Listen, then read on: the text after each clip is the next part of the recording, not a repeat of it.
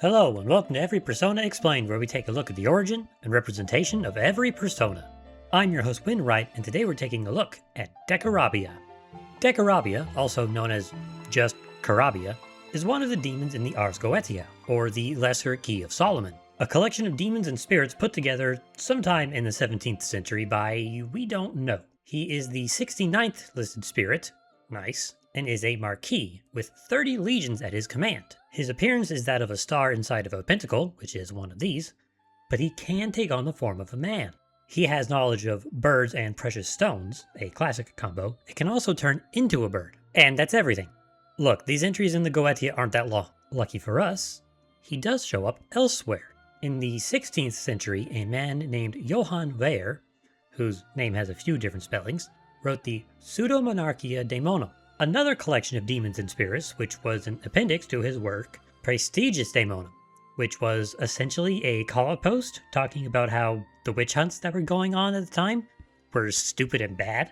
Weyer describes Decarabia as a star, controlling birds, and having 30 legions, like the Goetia does, but also claims he has knowledge of herbs and that he's a king and an earl. Quite an upgrade. He also appears in some versions of the Dictionnaire infernal, yet another collection of demons and spirits written in the 19th century by French occultist Jacques-Albin Simon Colin de Plassy. Full disclosure, I didn't find an English translation, so I decided to just do this. So take it with a grain of poorly translated salt, but it seems to be mostly the same as the Demonium, except instead of an earl, he's a count.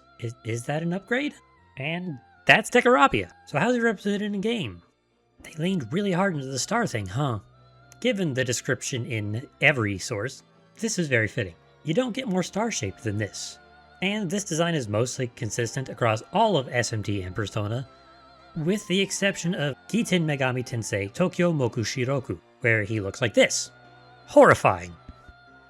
According to the SMT wiki, Decarabia's design was possibly inspired by the movie Uchujin Tokyo ni Arawaru, which is about a race of aliens called the Pairan coming to Tokyo, and yep, that's believable. Nothing about stones or herbs or birds in this design though, which would have been cool. I was curious if his eyelashes had any meaning to them. Since there are 7, I decided to look up and see if the number 7 had any kind of special esoterical meaning. And there are a few, but as someone with a degree in the humanities, talking about numbers for too long gives me a migraine, so we'll just use one example. The Pythagoreans, an ancient Greek philosophical school founded by, you know what, I'll let you figure that one out, believed that the number 3 was a spiritual number, and that the number 4 was a physical number, making 7 a union of the physical and spiritual. So that's neat, and probably not connected to this at all. Decarabia is in the Counselor Arcana in Royal, and Fool in literally everything else. In spite of that, I don't think Fool is a good choice. The Fool's all about new beginnings and freedom. Decarabia doesn't have anything to do with that. He just likes birds. Here's the thing though. I don't know what would be a better fit. Maybe Hierophant because of his knowledge? Maybe Emperor because he's a king or something? Oh, and the Counselor isn't a real Arcana, so it doesn't matter. Or at least that's what I thought. The idea of a standardized tarot deck is a relatively new thing, and there are traditionally many different decks. The cards in P5 are based on the Rider-Waite deck, but there are others, including the Spanish Esoterico deck, which in place of the Magician card has El Consultante, or the Consultant. But that means it has the same meanings as the Magician, so it still doesn't matter. Generally speaking, Decarabia's moves tend to fall into one of 3 categories: Fire, Almighty, and Ailment Causing. Fire and Almighty are fine, because, you know, demon. But his ailment moves could be a callback to his knowledge of herbs and precious stones. Herbs have been, and still are, used in both medicines and poisons. Likewise, precious and also not as precious stones were believed to have magical health-affecting properties, which I'm pretty sure is just radiation.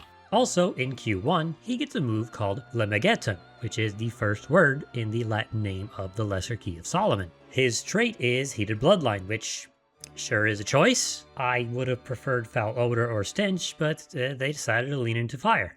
As for items, it's mostly skill cards. But he does give magic ointment in P5, and physical ointment as well as Rasetsu Ofuda in Royal.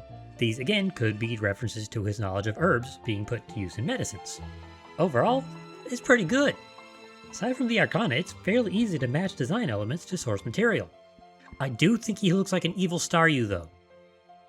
I know Decarabia is a very popular demon in the SMT series.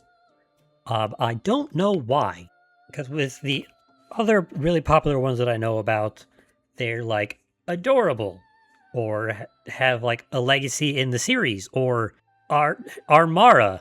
I'm not sure why the one-eyed star is popular. I'm sure it's something related to, I'm sure it's something similar to Alice, where at some point it played a big role in one of the games, and it's just like a part of the fan base's lore or something now. Also, the popularity list, it seems to be missing from online now. The one that's referenced in on the SMT wiki. So I need to find a way to find that, and then also save it so I don't have to go looking for it again. Anyways, thank you very much for watching. Let me know who you want to see next time in the comments down below. Don't forget to subscribe, and I'll see you next time on Every Persona Explained.